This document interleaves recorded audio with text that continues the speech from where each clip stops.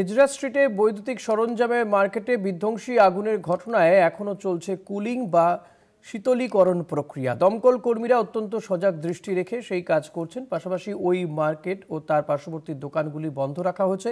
শনিবার ওই মার্কেটে অগ্নিকাণ্ডের ঘটনায় তীব্র উত্তেজনা ছড়ায়।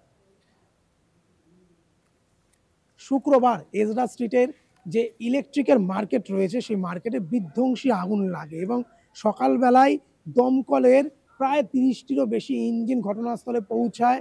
আগুন নেভানোর প্রক্রিয়া চালানো হয় সকালবেলায়।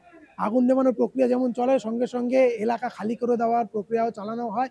সেই সঙ্গে সঙ্গে আমরা দেখতে পেয়েছি যে মহানাগরিক ফিরহাদ হাকিম যেরকম এসছেন এখানে, একই সঙ্গে দমকল মন্ত্রী সুজিত বসু তিনিও আসেন এবং সেই সঙ্গে সঙ্গে কলকাতার নগরপাল মনোজ বর্মা তিনিও এখানে এসে পরিদর্শন করে যান। স্থানীয় কাউন্সিলর তারাও আসেন।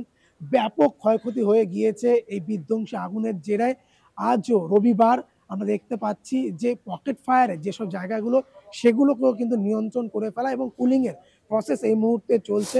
স্বাভাবিকভাবেই যত তাড়াতাড়ি এই প্রসেস শেষ করতে পারে সেটাই কিন্তু এই মুহূর্তে দমকলের কাছে সবথেকে বড় চ্যালেঞ্জ এবং তারা সেই কাজটি এই মুহূর্তে করছেন।